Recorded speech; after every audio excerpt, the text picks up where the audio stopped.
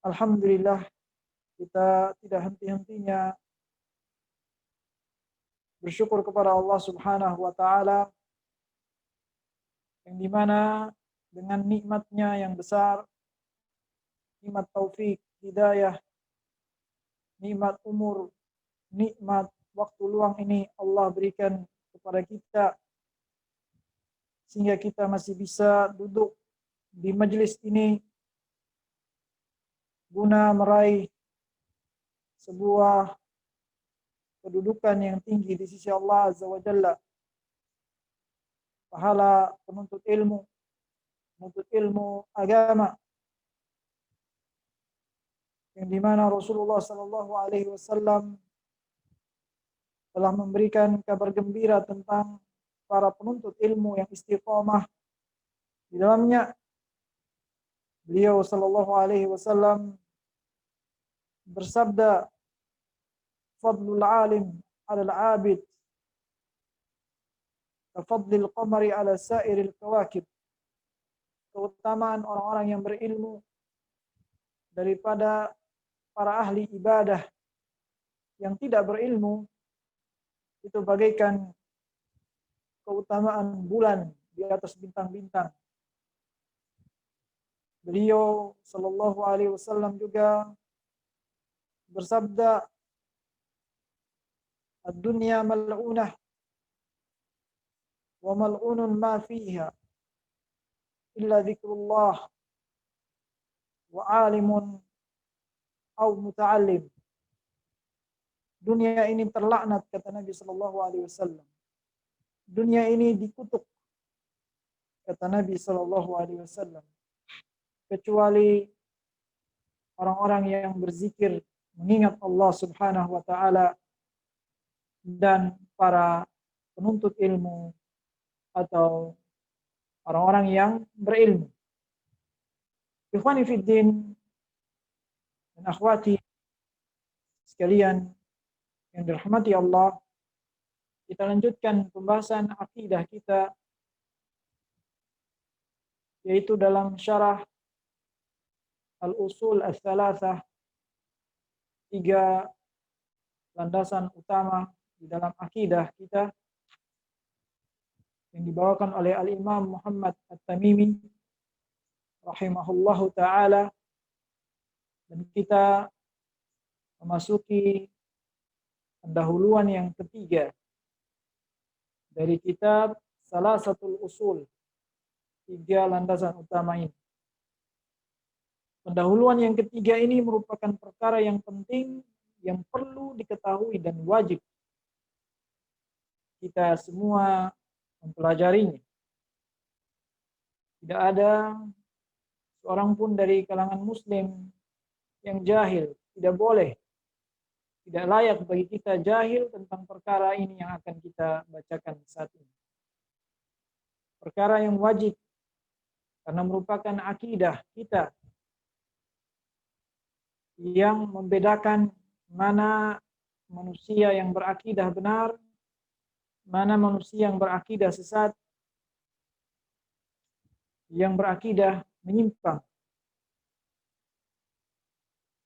Al-Imam Muhammad At-Tamimi mengatakan, "I'lam," ketahuilah, pelajarilah, berilmulah kamu. Tidak boleh seorang pun jahil terhadap perkara ini. Arsyadakallah, semoga Allah memberimu irsyad. Irsyad itu hidayah dari Allah. Semoga Allah memberimu hidayah, kata beliau. Beliau mendoakan kita semua agar Allah memberikan hidayah. Li ta'atihi, hidayah untuk taat kepada Allah. Beliau mengatakan arsyadakallah, semoga Allah memberimu irsyad. Dan Syekh Muhammad bin Shalih Al-Utsaimin rahimahullah menjelaskan bahwa irsyad itu adalah al-istiqamatu ala tariqil haq, yaitu istiqamah di atas jalan kebenaran. Semoga Allah memberi kita keistiqomahan di atas jalan kebenaran.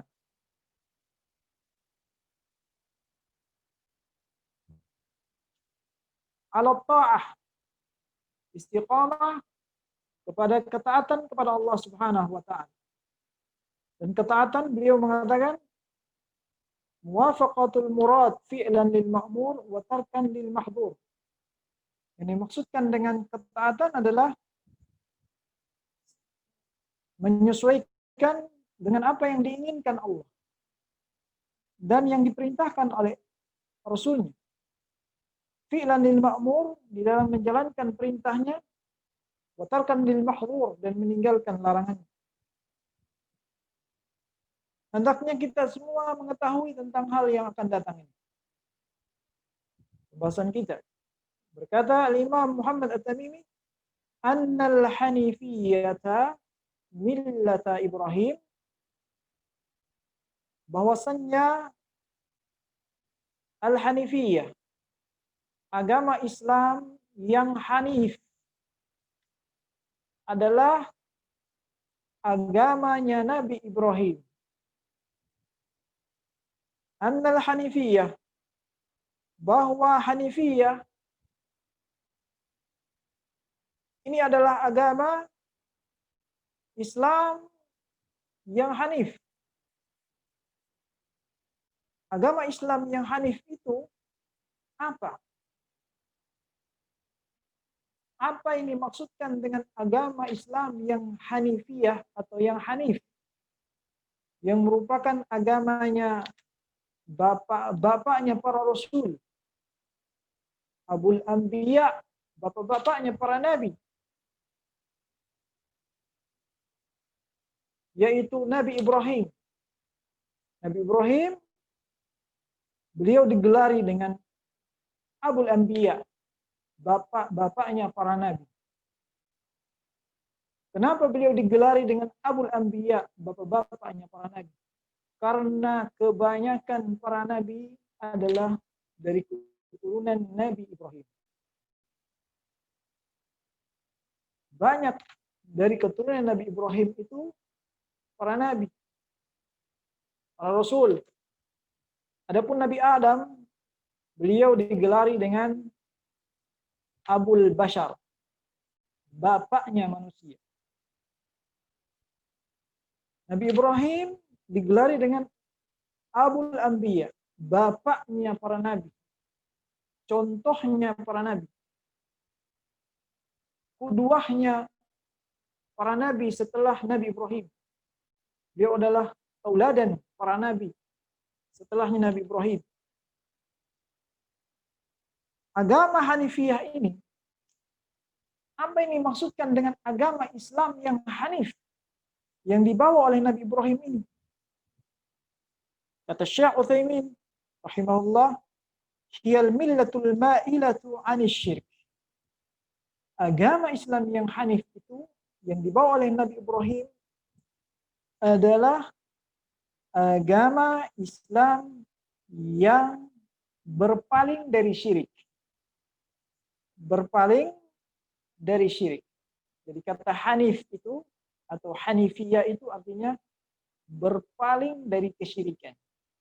Ini harus diketahui oleh setiap muslim. Wajib baginya ketika dia ingin melaksanakan Islam dengan benar, pertama kali dia harus tahu agama yang Nabi Ibrahim itu berpaling dari syirik. Agama yang hanif. Al-mabniyatu 'alal ikhlas lillah. Yang dimana agama Islam ini yang hanif juga agama yang dibangun di atas keikhlasan di dalam beribadah kepada Allah Azza wa Jalla.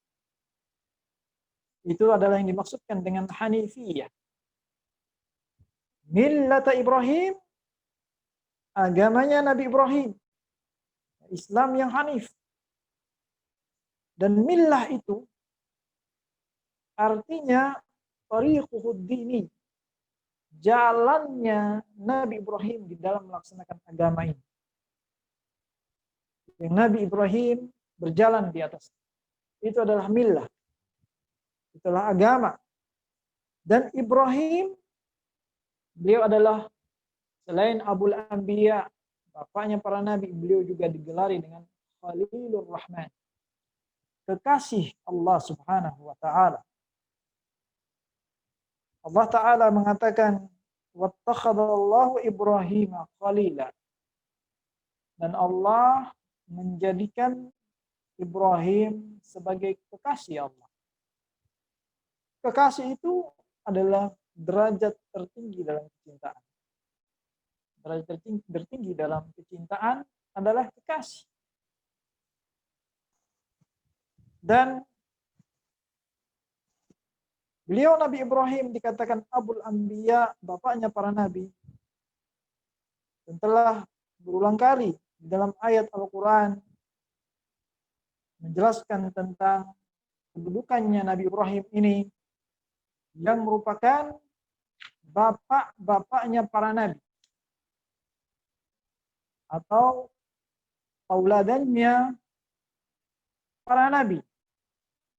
Allah Subhanahu wa taala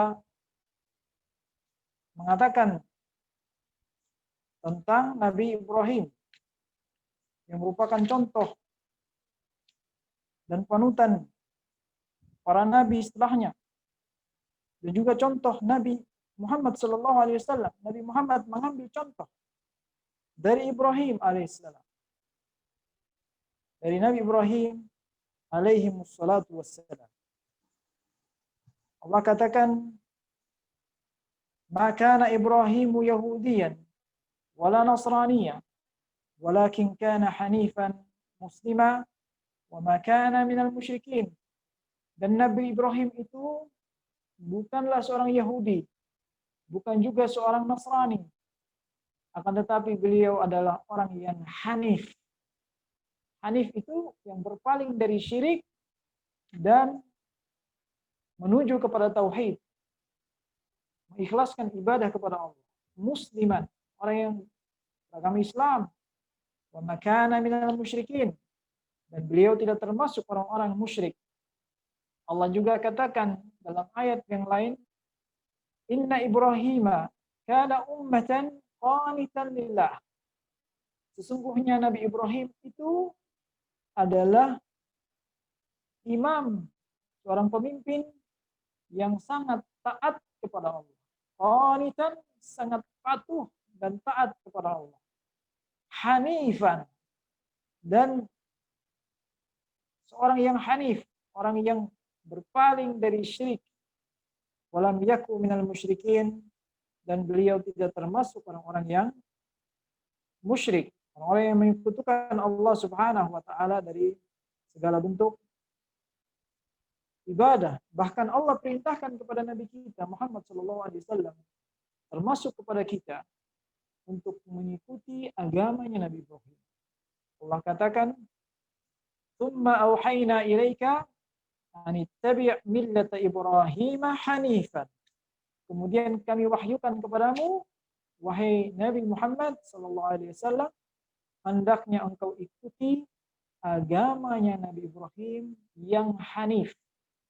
Agama Nabi Ibrahim yang hanif, yaitu yang berpaling dari syirik dan menuju kepada tauhid dan keikhlasan ibadah kepada Allah Subhanahu wa taala. Ini agamanya Nabi Ibrahim. Itu agama yang berpaling dari syirik pada tauhid. Kemudian Al-Imam Muhammad At-Tamimi melanjutkan bahwasannya agama Islam yang hanif adalah agamanya Nabi Ibrahim. Apa yang dimaksudkan dengan agama yang hanif?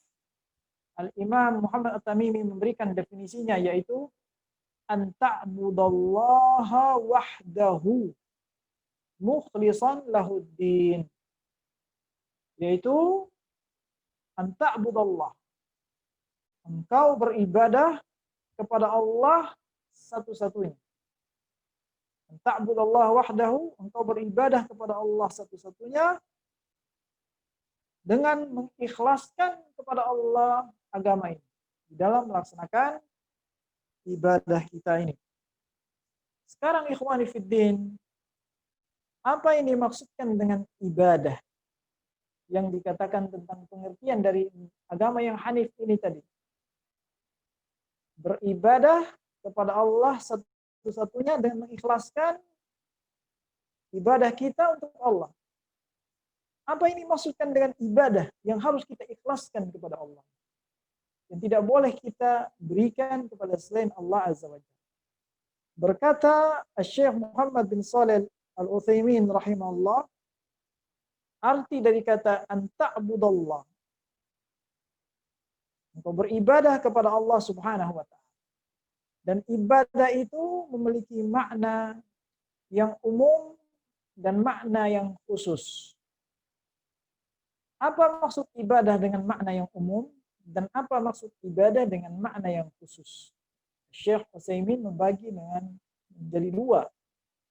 Yang pertama, ibadah dengan makna yang umum. Berkata Syekh Utsaimin, hiya tadhallulu lillahi mahabbatan wa ta'dhiman bi fi'li awamirihi wa ijtinabi nawahihi. Ibadah dengan makna yang umum itu adalah menundukkan diri kepada Allah, merendahkan diri kepada Allah Subhanahu wa taala. Ini ibadah dengan makna yang umum. Tunduk kepada Allah dan merendahkan diri kepada Allah dengan penuh kecintaan. Kita melaksanakan ibadah dengan penuh kecintaan kepada Allah Azza wa Jalla. Wa ta'ziman, dan pengagungan. Jadi setiap yang dilakukan seseorang berupa ketundukan dan kepatuhan dengan penuh kecintaan dan keagungan, sehingga kecintaan dan keagungan itu mendorongnya untuk bifi'li awamirihi, dengan melaksanakan perintah-perintahnya, wajtinabi nawahihi, dan meninggalkan larangan-larangannya, alal wajhil ladzi ja'at bihi syara'i'uhu, sesuai dengan syariat Allah yang Allah datangkan dengannya. Maka itu ibadah. Maka itu adalah ibadah secara umum. Jadi saya ulangi, ibadah secara umum adalah at-tadhallulu lillahi mahabbatan wa ta'ziman bi fi'li awamirihi wa ijtinabi nawahihi 'alal wajhi alladhi ja'at bihi syara'i'uhu. Ibadah itu hakikatnya secara umum artinya ketundukan kepada Allah, kerendahan kepada Allah, merendahkan diri kepada Allah dengan penuh kecintaan dan pengagungan di dalam melaksanakan perintah-perintahnya dan menjauhi larangan-larangannya sesuai dengan apa yang Allah datangkan pada syariat, sesuai dengan apa yang Allah datangkan dalam syariatnya melalui Al-Quran maupun Sunnah. Adapun yang kedua, ibadah secara khusus. Arti ibadah secara khusus, berkata Syekh Utsaimin, ammal mafhumul khas lil ibadah.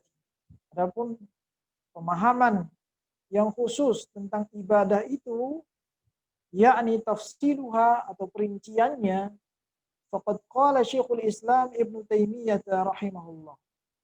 Hal ini telah dikatakan oleh Syekhul Islam Ibnu Taimiyah rahimahullah. Beliau adalah Ahmad bin Abdul Halim Ibnu Taimiyah, seorang ulama Syekhul Islam, ulama besar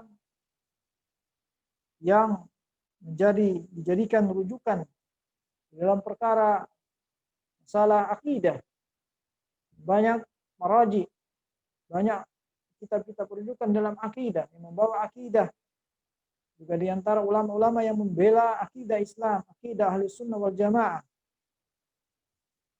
Beliau mengatakan tentang pengertian ibadah secara khusus, ismun jami'un likulli ma yuhibbuhu Allah wa yardah minal aqwali wal a'mali adh-dhahirati wal batinah. Ibadah yang secara khusus artinya adalah sebuah kata, ibadah itu adalah sebuah kata yang mengumpulkan segala yang dicintai oleh Allah. Ibadah itu adalah sebuah kata yang mencakup segala yang dicintai oleh Allah Subhanahu wa taala dan diridhoi oleh Allah baik berupa ucapan maupun perbuatan. Jadi dari ucapan-ucapan maupun perbuatan-perbuatan yang dicintai Allah, baik itu yang zahir maupun yang batin, itu semua adalah ibadah. Apa yang Allah cintai dalam Al-Quran? Allah katakan dalam Al-Quran, Innallaha yuhibbut tawwabin wa yuhibbul mutatahhirin. Allah mencintai orang-orang yang bertaubat dan mencintai orang-orang yang mensucikan diri. Ini ibadah. Setiap yang dipuji oleh Allah dalam Al-Quran itu ibadah. Setiap yang diridhoi Allah dalam Al-Quran itu ibadah. Dan apapun yang disampaikan oleh Nabi Shallallahu Alaihi Wasallam berupa perintah atau pujian, maka itu adalah ibadah. Atau perbuatan yang beliau lakukan, maka itu adalah ibadah. Karena Allah meridhoinya. Itu ibadah secara khusus. Contohnya, Syekh membawakan ibadah yang zahir maupun yang batin. Seperti al-khawf, perasaan takut kepada Allah. Ini adalah ibadah secara khusus. Wal khasyah, juga perasaan takut kepada Allah. Wat tawakkul, bentuk tawakal kepada Allah. Ini ibadah. Was salat, melaksanakan salat. Was zakah, menunaikan zakat. Was siyam, melaksanakan ibadah puasa. Dan selainnya dari syariat Allah Azza wa Jalla, yang Allah cintai dan Allah ridhoi, maka itu adalah ibadah yang tidak boleh kita palingkan kepada selain Allah. Tidak boleh kita serahkan ibadah ini kepada selain Allah Azza wa Jalla. Maka siapa saja yang memalingkan ibadah-ibadah ini kepada selain Allah, seperti dia sholat kepada selain Allah, dia sujud kepada selain Allah, dia melaksanakan ibadah bukan karena Allah, seperti dia membayar zakat bukan karena mengharapkan wajah Allah, dia melaksanakan ibadah puasa karena ingin disanjung manusia, bukan karena ingin melaksanakan ibadah, maka dia adalah seorang musyrik. Maka dia seorang musyrik karena dia beribadah bukan untuk Allah Azza wa Jalla. Dalam arti segala ibadahnya dia serahkan untuk selain Allah Azza wa Jalla. Dan ini yang dimaksudkan dengan agamanya Nabi Ibrahim. Dalam pengertian ibadah yang umum dan khusus, inilah yang dimaksudkan dengan millatu Ibrahim. Agamanya Nabi Ibrahim alaihi salatu wassalam yang hanif, yang berpaling dari syirik secara keseluruhan dan hanya mentauhidkan Allah Subhanahu wa taala dan menyerahkan, mengikhlaskan segala bentuk ibadah hanya untuk Allah Azza wa Jalla. Kemudian al-Imam melanjutkan mukhlisan lahuddin. Ibadah itu atau agama yang hanif itu juga adalah mengikhlaskan ibadahnya hanya untuk Allah. Di dalam melaksanakan segala perintah agama ini, semuanya diserahkan hanya untuk Allah. Diharapkan kepada Allah Azza wa Jalla saja. Dan ikhlas, berkata Syekh Muhammad bin Shalih Al-Utsaimin rahimahullah ta'ala, huwa at-tanqiyah. Ikhlas itu adalah membersihkan hati, memurnikan hati. Ya. At-tanqiyah itu secara bahasa. Secara bahasa al-ikhlas itu tanqiyah, memurnikan dan membersihkan. Maksudnya memurnikan niat kita untuk Allah Azza wa Jalla. Wal muradu bihi an yaqsudal mar'u bi ibadatihi wajh Allah. Dan yang dimaksudkan dengan ikhlas itu adalah seorang bermaksud, bertujuan di dalam beribadah kepada Allah Subhanahu wa taala mengharapkan wajah Allah. Mengharapkan wajah Allah Subhanahu wa taala wal wusuli ila dari karamatihi, dan mengharapkan agar bisa sampai kepada negeri yang penuh dengan kenikmatan, yaitu negeri akhirat, surga. Jadi ibadah yang dinilai, ibadah yang benar, ibadah yang ikhlas itu adalah ibadah yang mengharapkan wajah Allah dan mengharapkan akhirat. Jadi boleh orang melakukan ibadah, dia mengharapkan wajah Allah dan juga mengharapkan masuk surga. Agar Allah memasukkannya ke surga. Bihaitsu la ya'buduhu. Bihaitsu la ya'budu ma'ahu ghairahu. Dan keikhlasan juga adalah menafikan segala niat di dalam ibadah dia niatkan kepada selain Allah. Itu dinafikan secara keseluruhan. Termasuk dia tidak boleh beribadah bersama Allah. Dia beribadah kepada selain Allah. Bersama dia beribadah kepada Allah, dia beribadah kepada selain Allah. Dalam segala bentuk ibadah. Seperti pada malaikat. La malakan muqarraban. Tidak boleh kepada para malaikat yang dekat di sisi Allah. Wala nabiyyan mursalan. Tidak boleh kita beribadah kepada Allah, juga beribadah kepada Nabi yang diutus. Allah Subhanahu wa taala katakan tentang Nabi Ibrahim, "Tsumma auhayna ilaika an ittabi' millata Ibrahim hanifa." Kemudian kami wahyukan kepadamu wahai Nabi Muhammad sallallahu alaihi wasallam, ikutilah agamanya Nabi Ibrahim. Yang mana agama Nabi Ibrahim itu kata Allah hanifan, yang hanif, yang berpaling dari syirik kepada tauhid. Wa ma kana minal musyrikin. Kemudian Allah tegaskan dan Nabi Ibrahim tidaklah termasuk orang-orang yang berbuat syirik kepada Allah Azza wa Jalla.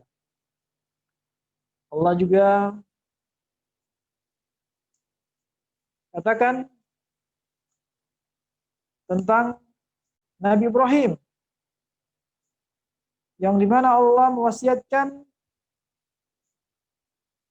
pada Nabi, wassa biha Ibrahim banihi wa Yaqubu ya baniya innallaha astafa lakumuddin fala tamutunna illa wa antum muslimun.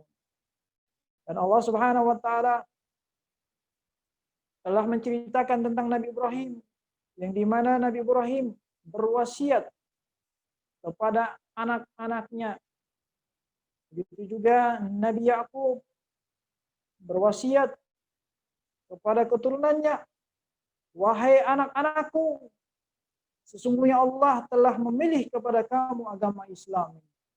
Maka janganlah kalian mati kecuali kalian mati dalam keadaan Islam. Maksudnya Islam yang hanif, yang berpaling dari syirik dan hanya menunjukkan niat kita ibadah hanya untuk Allah Azza wa Jalla. Ini yang banyak kaum muslimin sekarang terjatuh ke dalam kesyirikan. Terjatuh ke dalam kesyirikan, tidak memahami maksud dari agamanya Nabi Ibrahim. Sebagaimana dijelaskan oleh Syekh Shalih Al-Fauzan hafizahullah taala. Beliau mengatakan, "Katsirun mimman yantasibuna ila al-Islam al-yawm yaqauna fi syirk al-akbar." Banyak sekali dari orang-orang yang menisbatkan dirinya kepada Islam atau berstatus sebagai muslim di zaman ini, mereka terjatuh ke dalam kesyirikan, bahkan syirik besar. Min du'ai ghairillah, dari berdoa kepada selain Allah. Karena apa? Karena mereka tidak tahu apa maksud dari agamanya Ibrahim ini. Apa sebenarnya agama Islam yang hanif ini? Agama Nabi Ibrahim, yaitu meninggalkan syirik. Ini rukun yang pertama. Yaitu meninggalkan syirik. Rukun yang kedua, menegakkan tauhid. Tapi mereka tidak meninggalkan syirik. Mereka terjatuh ke dalam syirik, contohnya berdoa kepada selain Allah, wa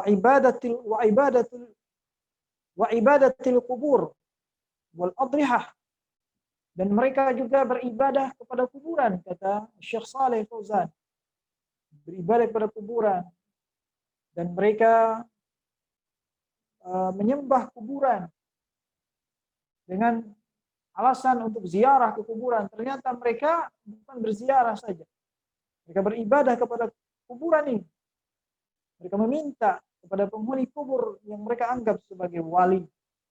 Mereka anggap sebagai kuburan yang keramat, yang bisa mendengar permintaannya. Dan mereka menyembah pada bangunan kuburan ini, adrihah, yaitu bangunan yang dibangun di atas kuburan ini. Mereka mengambil keberkahannya.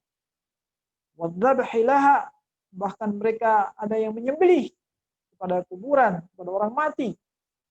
Wan nazar, ada juga yang bernazar pada kuburan ini. Wa tawaf biha, ada juga yang tawaf, yang menyembelih kuburan ini. Kenyataan terjadi. Bagian muslim tawaf di sisi kuburan, bertabarruk biha, mereka bertabarruk, mengambil berkah dari kuburan ini, dari tanahnya, dari temboknya. Wal iyadzu billah, ini syirik besar. Wal istighasati bil amwat, bahkan ada yang beristighosah dengan orang mati yang ada di kuburan ini dengan alasan bahwa orang mati ini bisa mendengar permintaan mereka. Mereka beralasan kami hanya bertawassul, hanya mengambil wasilah melalui orang-orang mati ini. Maka tidak ada beda dengan orang-orang musyrik di zaman Nabi. Mereka juga niat tawassul dengan benda-benda yang mereka sembah ini. Sama dengan tujuan tawassul mereka agar bisa mendekatkan diri kepada Allah. Orang musyrik di zaman Nabi mengatakan di dalam ayat Al-Quran, "Ma na'buduhum illa liyuqarribuna ilallahi zulfa." Kami ini tidak menyembah mereka, kata orang musyrik di zaman Nabi. Akan tetapi kami lakukan ini liyuqarribuna, agar mereka bisa menjadi perantara antara kita, agar mereka bisa mendekatkan kita kepada Allah. Jadi tidak ada beda orang-orang yang melakukan kesyirikan di zaman Nabi dengan orang-orang yang muslim sekarang yang menyembah kuburan, minta kepada kuburan. Alasannya sama, agar bisa menjadi wasilah menuju Allah Azza wa Jalla, yang sebenarnya ini adalah syirik besar, jatuh ke dalam syirik besar. Dan selainnya dari berbagai bentuk kesyirikan. Dan Syekh mengatakan, Syekh Saleh Al-Fauzan hafizahullah, wa hum yaqulun, mereka melakukan hal demikian tadi. Dan mereka mengatakan, kami ini muslim. Kami ini beragama Islam. Wa ma hum bimuslimin. Tapi mereka bukan muslim. Mereka bukan muslim. Haula'i lam ya'rifu millata Ibrahim. Tapi mereka tidak mengetahui agamanya Nabi Ibrahim. Muslim itu harus tahu agama Nabi Ibrahim yang diikuti oleh seluruh para nabi dan rasul alaihi wassalatu wassalam, yang diperintahkan oleh Allah kepada Nabi Muhammad sallallahu alaihi wasallam untuk mengikuti agama Nabi Ibrahim. Mereka tidak tahu. Mereka yang terjatuh ke dalam syirik ini tidak tahu agamanya Nabi Ibrahim itu seperti apa. Sehingga mereka terjatuh ke dalam berbagai bentuk kesyirikan. Waliyadzubillah. Maka millat Ibrahim, agama Nabi Ibrahim ini, la taqbalu syirik, tidak menerima kesyirikan apapun. Bi ayyi wajhin min wujuh, dari segala bentuk kesyirikan apapun itu. Faman khalata amalahu bisyirik falaysa ala millat Ibrahim. Siapa saja yang mencampur adukan amalannya, amalan solehnya dengan kesyirikan, maka dia bukan orang yang berjalan di bawahnya agamanya Nabi Ibrahim. Wa in kana yantasibu ilaiha, walaupun dia menisbatkan dirinya kepada Ibrahim atau menisbatkan dirinya kepada muslim, wa yaz'um annahu muslim, dan dia menyangka bahwa dia muslim, maka wajib bagi kita mengetahui agamanya Nabi Ibrahim yang sebenarnya itu apa, dan kita benar-benar menerapkan agama ini dengan mengikhlaskan ibadah kita kepada Allah Subhanahu wa taala dan meninggalkan segala bentuk kesyirikan baik yang kecil maupun syirik yang besar. Kemudian Syekh Muhammad bin Saleh Al-Utsaimin rahimahullahu taala melanjutkan dan menjelaskan agama Nabi Ibrahim ini. Wa bidzalika amara Allahu jami'an nas. Agama yang Nabi Ibrahim yang dijelaskan tadi definisinya, Allah memerintahkan kepada seluruh manusia. Allah memerintahkan kepada seluruh manusia termasuk kita untuk beribadah sesuai dengan ibadahnya Nabi Ibrahim. Wa khalaqahum laha, dan Allah menciptakan seluruh manusia untuk mengamalkan ibadah yang diterapkan oleh Nabi Ibrahim alaihissalam. Agar kita beribadah. Allah menciptakan kita untuk mentauhidkan Allah. Kemudian beliau Al-Imam Muhammad Tamimi membawakan dalil dalam surat Az-Zariyat ayat 56, "Wa ma khalaqtul jinna wal insa illa liya'budun." Dan aku, kata Allah, tidaklah menciptakan jin dan manusia, melainkan tujuannya agar mereka beribadah kepada Allah. Ciptakan kita dengan suatu tujuan yang besar, yaitu beribadah kepada Allah Azza wa Jalla. Dan ibadah itu maksudnya mentauhidkan Allah Azza wa Jalla. Dan ibadah yang dimaksudkan dalam ayat ini adalah ibadah yang seperti dilakukan oleh Nabi Ibrahim, yaitu ibadah yang ikhlas, yang Allah perintahkan kepada seluruh manusia. Berkata Al-Imam Muhammad Tamimi dalam menafsirkan ayat ini, wa ma'na ya'budun yuwahhidun. Makna agar mereka beribadah kepadaku, kata Allah tadi, maknanya adalah agar mereka mentauhidkan. Ini mengkhususkan ibadah hanya untuk Allah. Itu tauhid. Artinya meninggalkan syirik. Berkata Syekh Utsaimin, wa tauhid min ma'na al-ibadah. Dan tauhid ini bagian dari makna ibadah.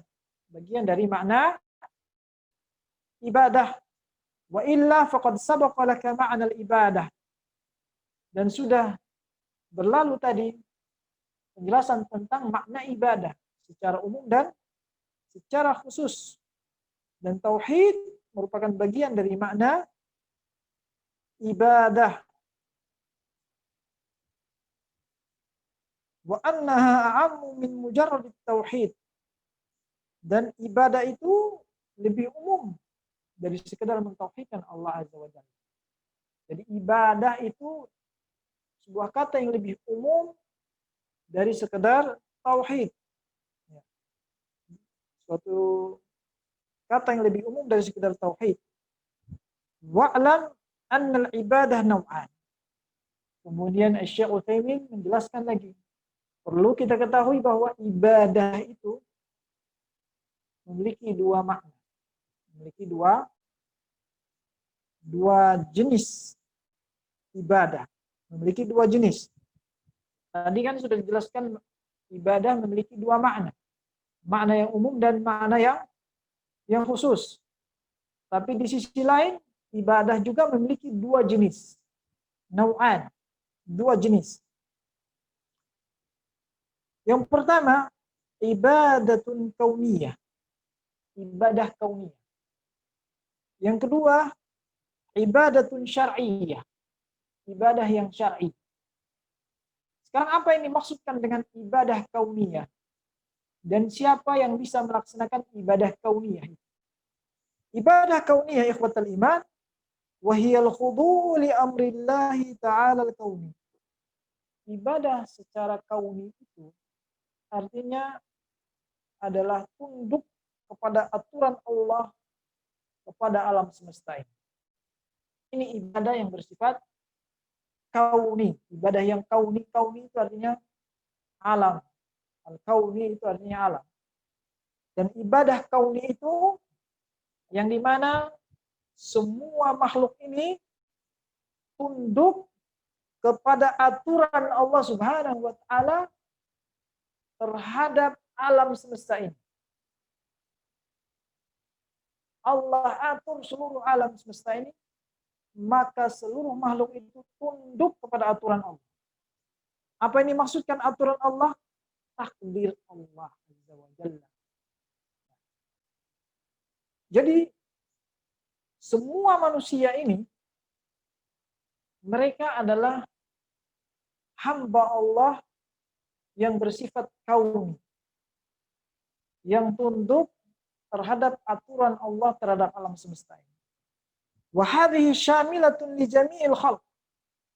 Dan ibadah bentuk ini atau penghambaan, atau mungkin lebih tepat disebutkan penghambaan. Penghambaan diri dalam bentuk ini mencakup seluruh makhluk Allah Azza wa Jalla. Tidak keluar satupun makhluk Allah Subhanahu wa taala dari ibadah kauniyah. Yang dimana mereka menjadi hamba Allah yang menghambakan diri pada Allah dan tunduk terhadap semua aturan Allah terhadap alam semesta ini. Termasuk mereka orang kafir maupun orang mukmin. Mereka itu semua adalah hamba Allah yang kauni, yang patuh terhadap aturan Allah terhadap alam semesta ini. Ketika Allah menjadikan siang dan malam pada waktu tertentu, tidak ada seorang pun hamba yang kafir bisa menghalangi apa yang Allah kehendaki akan terjadi siang dan malam. Betul? Ketika Allah Subhanahu wa taala menghendaki si kafir ini dia akan meninggal pada hari Rabu, pada malam ini, jam 9 malam, maka tidak ada seorang pun yang bisa menghalangi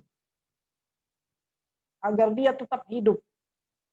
Dan dia sendiri nggak bisa menghalangi dirinya untuk tetap hidup. Maka dia sebagai hamba Allah yang tunduk terhadap aturan Allah pada alam semesta ini. Begitu juga sakit. Ya, Allah berikan sakit, Allah sebarkan wabah. Maka dia seluruh manusia ini menjadi hamba yang kauni. Ya, jadi ini arti ibadah secara jenis yang pertama yaitu ibadatun kauniyah. Ibadah kauniyah. Yang dimana seluruh hamba ini patuh kepada aturan Allah terhadap alam semesta ini. Nggak ada seorang kafir yang bisa merubah aturan Allah terhadap apa yang Allah tetapkan di dunia ini, yang Allah takdirkan. Allah katakan tentang ini dalam surat Maryam ayat 93. In kullu man fis samawati wal ard illa atir rahmani abda. Tidaklah setiap yang ada di langit dan bumi dari makhluk Allah ini melainkan mereka datang kepada Allah yang Maha Rahim, yang Maha Rahman, yang Maha Pemurah. Mereka datang kepada Allah sebagai hamba. Sebagai hamba. Maksudnya hamba yang tunduk kepada aturan Allah yang kauni. Namun, apakah orang yang menjadi hamba dalam aturan yang kauni ini dia menjadi muslim? Misalnya dia kafir, tapi karena dia patuh terhadap aturan Allah yang pada alam semesta ini dia bisa menjadi muslim? Belum. Sampai dia bisa mematuhi ibadah jenis yang kedua yaitu ibadah syar'iyah.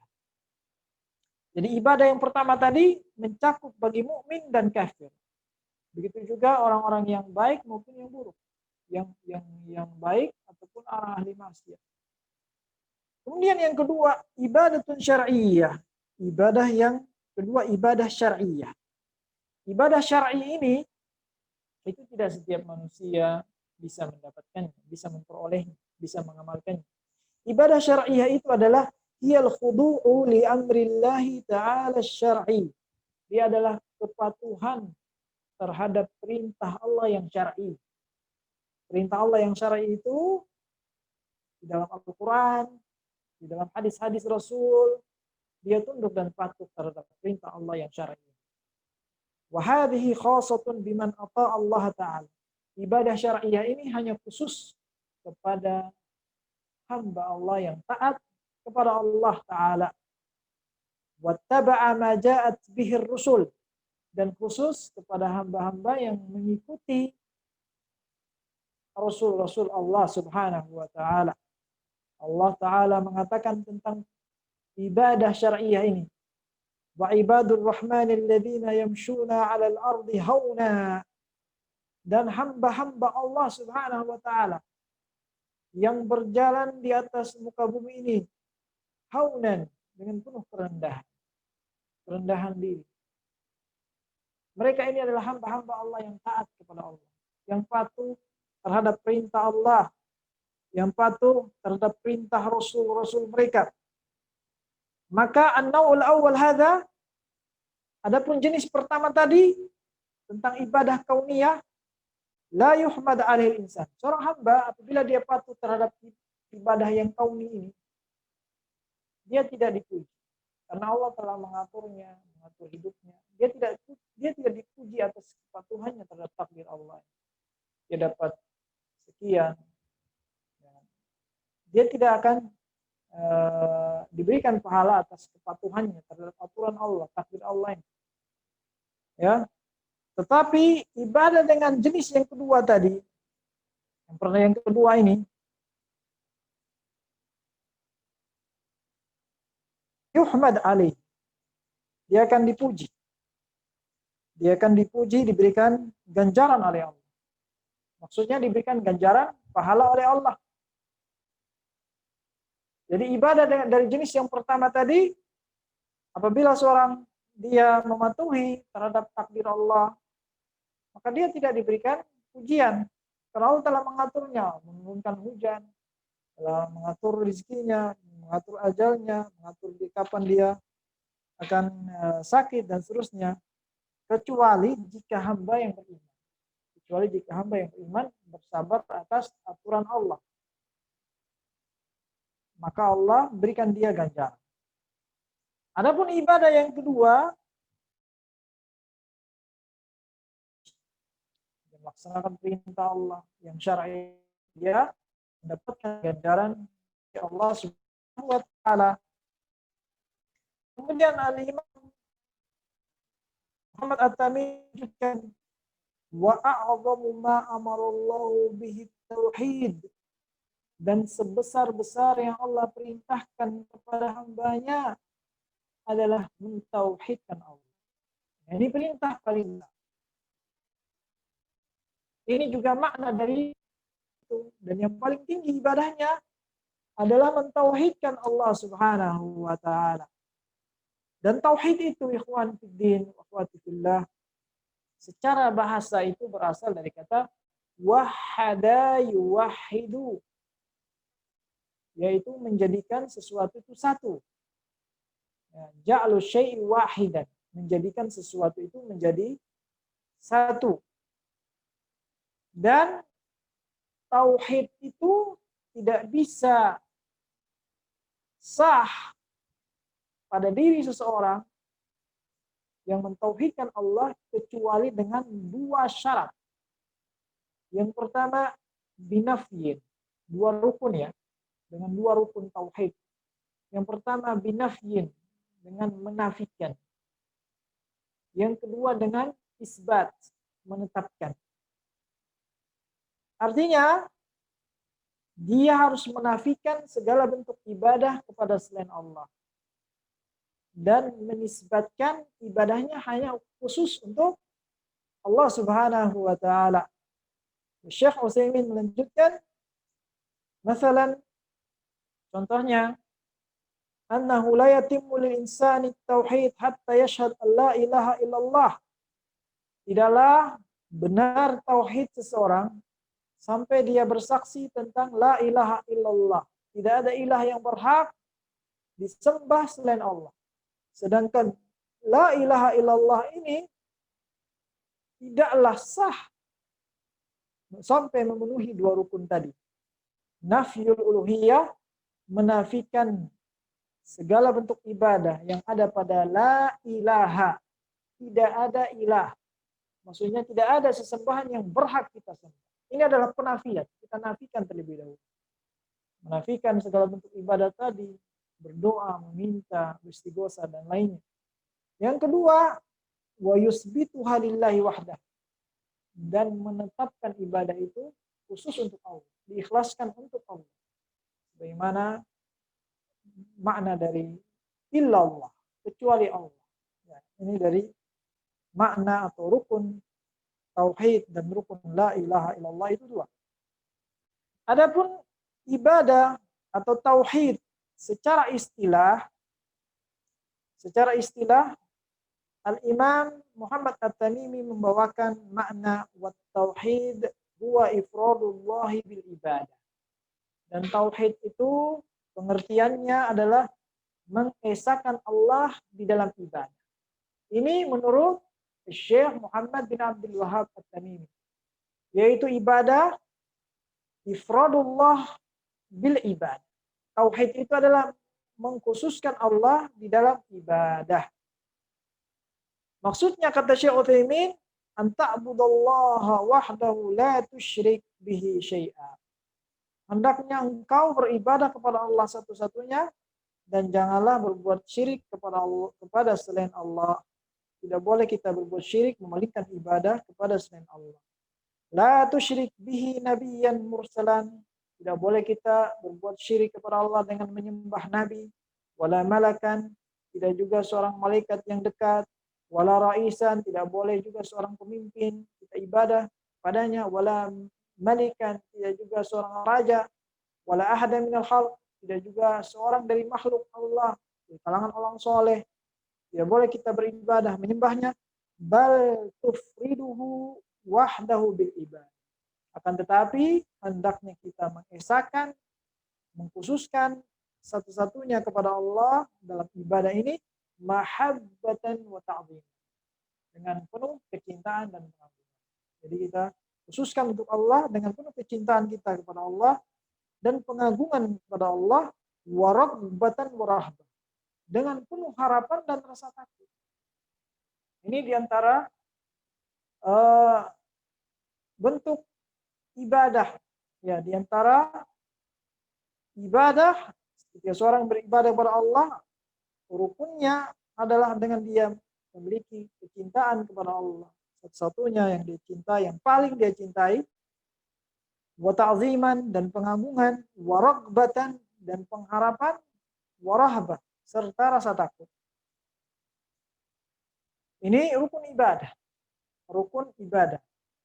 Jadi rukun ibadah itu adalah mahabbah, adanya rasa cinta di dalam ibadah kepada Allah, dan pengagungan, waraghbah, dan harapan, warahbah, dan rasa takut. Wa muradu syekh at-tauhid alladhi bu'ithat ar-rusul li tahqiqihi, dan dimaksudkan oleh imam tadi adalah tauhid yang rasul-rasul itu diutus untuknya. Semua para rasul diutus untuk mentauhidkan Allah di dalam ibadah, menerapkan ibadah ini. Li'annahu huwallazi hasala bihil iqlal min aqwamihim. Karena tauhid dalam ibadah ini yang diingkari oleh seluruh kaum para rasul. Seluruh kaum para rasul sebelum Nabi Muhammad SAW maupun di zamannya Nabi Muhammad. Banyak dari kaum-kaum yang menolak tauhid ibadah ini, sehingga mereka menyembah berbagai macam makhluk. Akan tetapi kata Syekh Utsaimin, wa hunaka ta'rifun a'ammu litauhid. Dan di sini tadi yang dijelaskan oleh Syekh Muhammad At-Tamimi adalah ta'rif yang lebih umum, pengertian yang lebih umum tentang tauhid. Yang dimana pengertian yang umum tentang tauhid itu adalah ifradullahi bil ibadah, mengkhususkan Allah dalam ibadah. Ini pengertian yang umum tentang tauhid.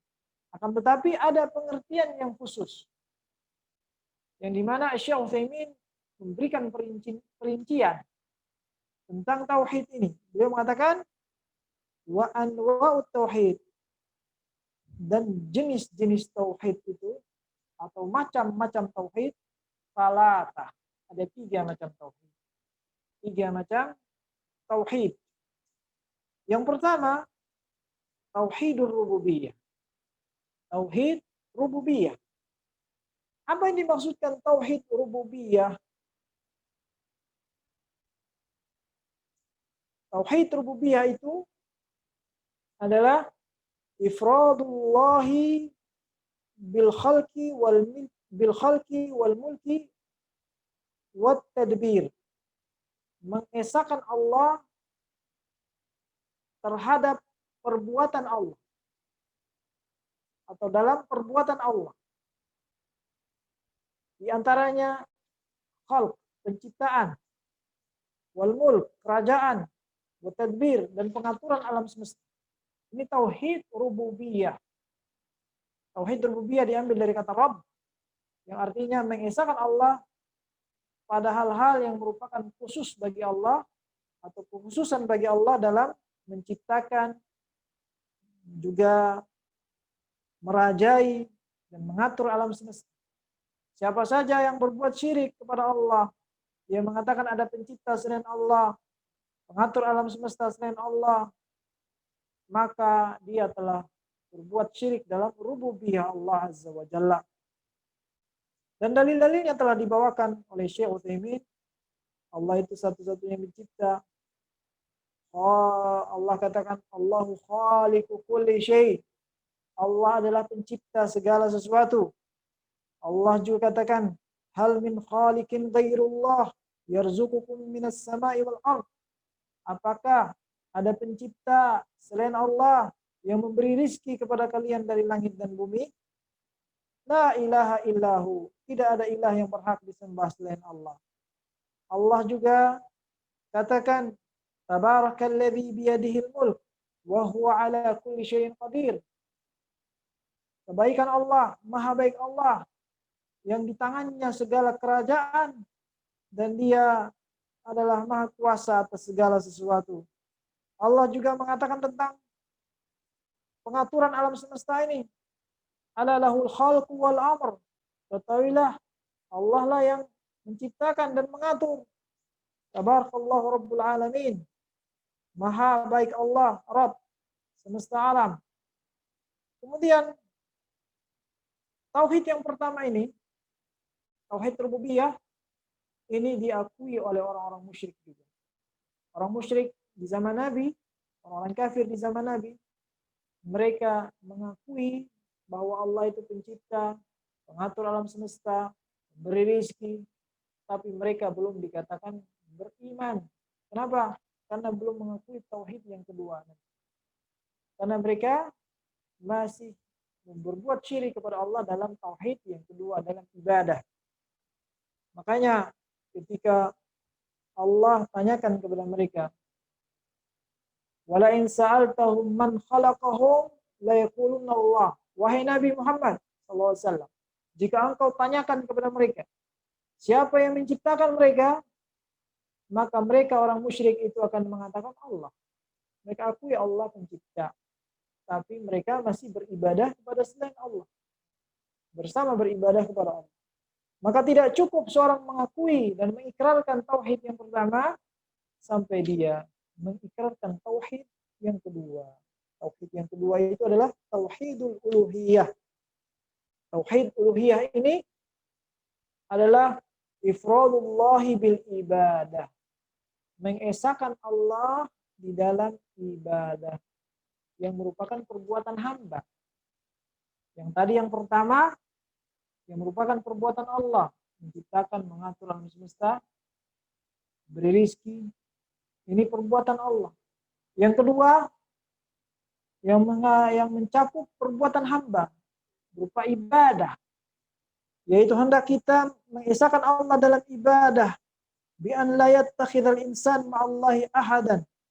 Tidak boleh seorang manusia mengambil bersama Allah sesuatu yang dia sembah, ya'buduhu wa yataqarrabu ilaih, dia beribadah, mendekatkan diri kepadanya. Kama ya'budullah, sebagaimana dia beribadah kepada Allah juga dan mendekatkan diri kepada Allah. Maka ini makna dari tauhid al-uluhiyah. Tauhid uluhiyah mengkhususkan ibadah hanya untuk Allah Tabaraka wa Ta'ala semata, yang dimana tauhid yang kedua ini sebab para nabi diutus, para rasul diutus untuk tauhid yang kedua ini. Karena penyimpangan kebanyakan umat manusia ini disebabkan tauhid yang kedua ini. Mereka ada yang menyembah pohon, ada yang menyembah manusia, mereka menjadikan patung, mereka sembah, ada yang menyembah kepada segala makhluk, para malaikat, para nabi, para orang soleh, dan lainnya. Disebabkan tauhid yang kedua ini Allah utus para rasul. Penyimpangan dalam tauhid kedua ini. Adapun yang ketiga, tauhidul asma wa sifat. Tauhid asma dan sifat-sifat Allah. Apa dimaksud dengan tauhid asma dan sifat Allah?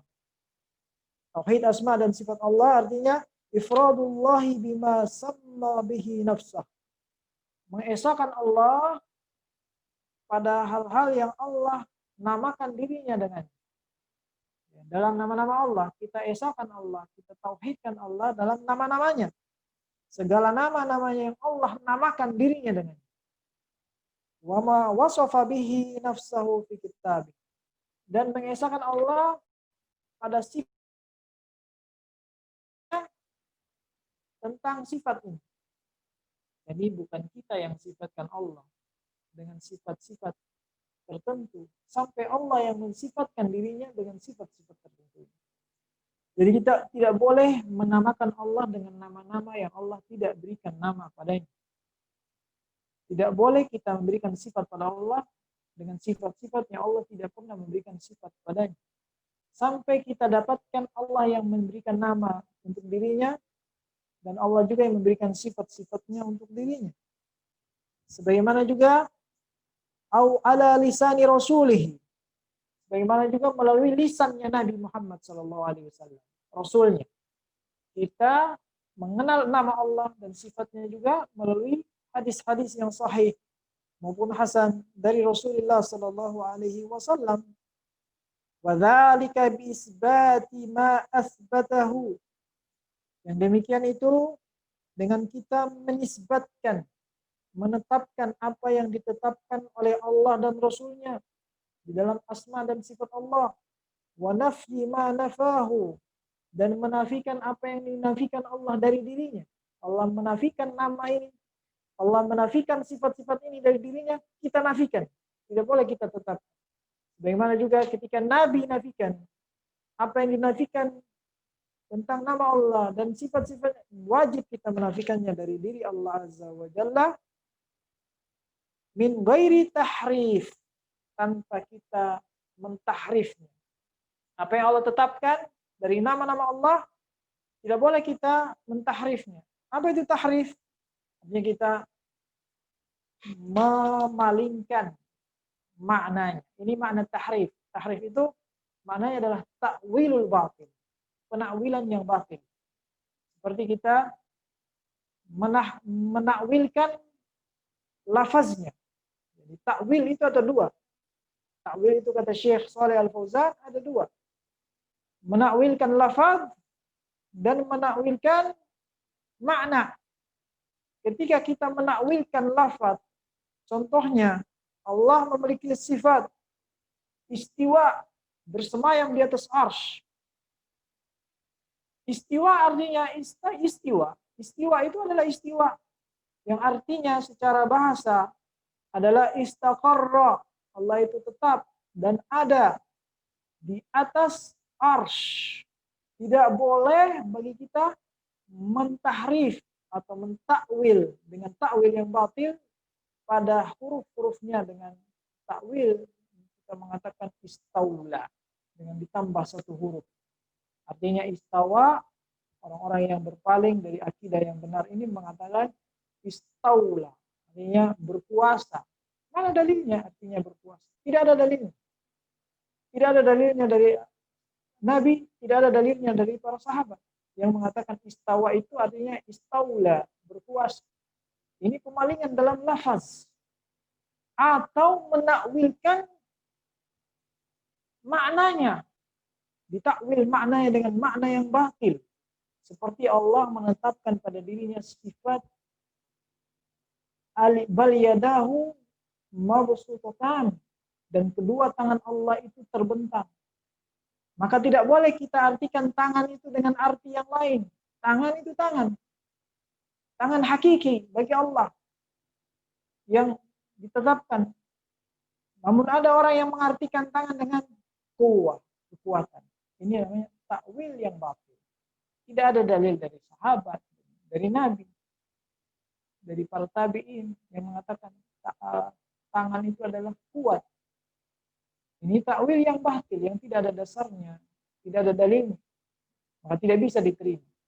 Karena al-aslu fil kalam al-haqiqah. Karena asal hukum suatu kata menunjukkan hakiki. Jadi setiap asal hukum kita harus hukumi secara hakiki. Allah memiliki sifat tangan yang hakiki, begitu juga wajah yang hakiki.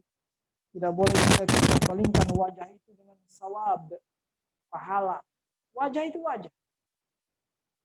Sedangkan pahala lain. Ya, bukan makna wajah. Ya. Jadi itu maksud dari tanpa mentahrif. Tanpa juga ta'til. Tanpa ta'til artinya kita mengingkari. Mengingkari nama ini atau sifat-sifat Allah. Baik itu secara keseluruhan atau sebagiannya. Bagaimana ada dua kelompok di dalam mengingkari sifat Allah. Kelompok Mu'tazilah yang pertama. Mu'tazilah ini mengingkari seluruh sifat-sifat Allah. Mereka mengatakan, Lillahi ismun bila sifat. Allah memiliki nama tanpa sifat.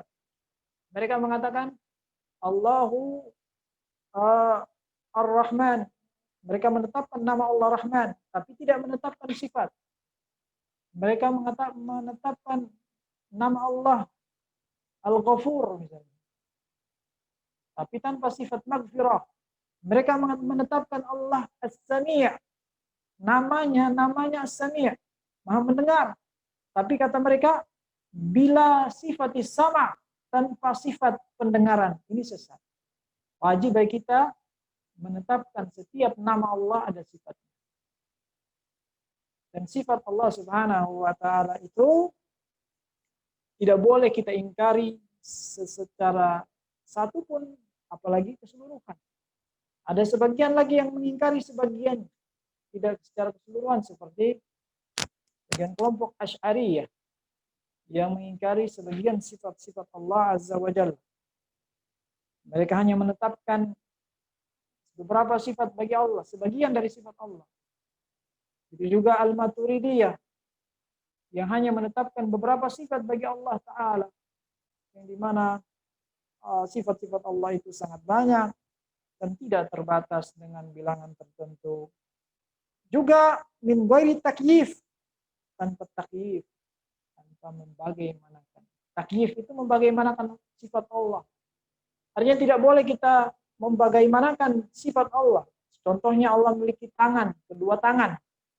Kita wajib beriman Allah memiliki kedua tangan yang hakiki. Tapi tidak boleh kita membayang-bayangi bagaimana tangan Allah. Karena bagaimananya itu ilmunya di sisi Allah Azza wa Jalla. Tidak ada yang tahu bagaimananya hakikatnya tangan Allah kecuali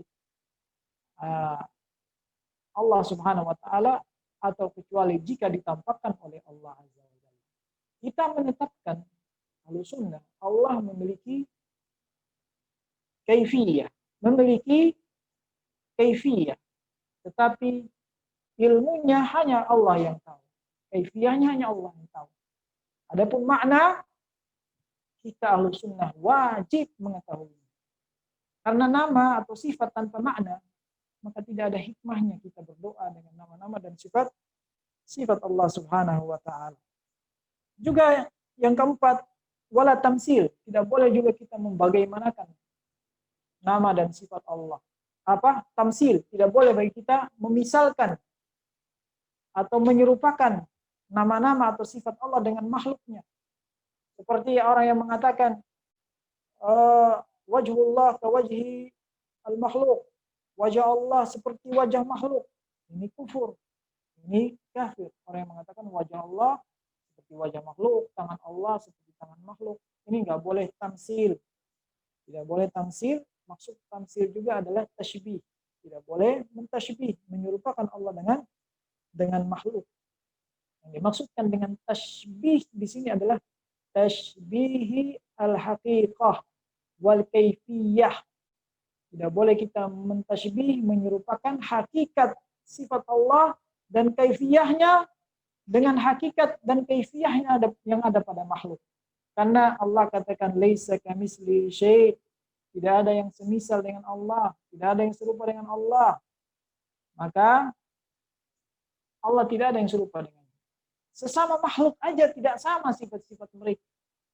Apalagi dengan Allah Azza wa Jalla. Sekarang, kalau kita tanya tentang makhluk, ini bagian imam, ada imam yang membantah orang-orang yang mentakyif Allah, yang membagaimanakan Allah, yang membayangkan Allah. Maka seorang ulama Ahlus Sunnah menanyakan kepada orang yang ahli takyif, orang yang membagaimanakan Allah. Menanyakan kepadanya, apakah engkau tahu malaikat Jibril? Ya, saya tahu malaikat Jibril. Bagaimana sifatnya? Ada 600 sayap. Ya. Sekarang tolong sifatkan kepada saya tentang 600 sayap itu. Bagaimananya 600 sayap itu? Di bagian mana aja?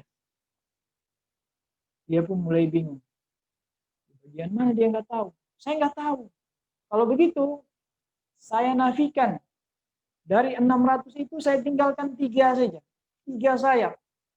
Sekarang kalau 3 sayap saja yang dia miliki. Bagaimana bentuk 3 sayap? Di bagian mana yang ketiganya? Dia juga bingung. Kalau gitu, kalau engkau bingung tentang makhluk Allah, perbedaan makhluk Allah saja, bagaimana makhluk Allah saja, engkau bingung dan tidak tahu kaifiyahnya, maka tentu engkau lebih tidak tahu lagi tentang kaifiyah sifat-sifat Allah Subhanahu wa taala. Jadi antara manusia dengan malaikat saja kita tidak tahu kaifiyahnya. Apalagi dengan Allah pencipta alam semesta ini. Jadi ini arti dari tauhid asma dan sifat-sifat Allah Subhanahu wa taala. Mungkin kita cukupkan pembahasan mengenai dinu Ibrahim al-Hanifiyah, agama Islam yang hanif, yang dibawa oleh Nabi Ibrahim sampai pada pembagian tauhid menjadi 3. Adapun selanjutnya, insya Allah kita akan lanjutkan pada pertemuan yang akan datang. Selanjutnya, saya kembalikan kepada moderator. Wallahu ta'ala alam bis-shawab. Alhamdulillahirrahmanirrahim, telah selesai sudah kajian rutin kita pada hari ini. Sekali lagi terima kasih kepada Ustadz Ahmad Bamualim atas pemaparannya. Sebagaimana yang sudah disampaikan oleh Ahmad Bamualim tadi, setelah kajian rutin ini semoga kita senantiasa dapat beristiqomah di jalan Allah Subhanahu wa taala, istiqomah dalam ketaatan kepada Allah. Juga agar kita senantiasa mengikhlaskan ibadah kita hanya kepada Allah Subhanahu wa taala.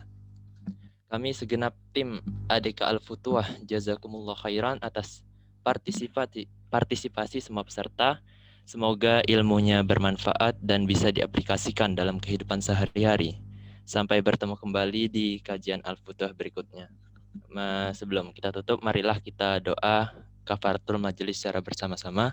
Subhanakallahumma wa bihamdika asyhadu an la ilaha illa anta astaghfiruka wa atubu ilaik. Assalamualaikum warahmatullahi wabarakatuh.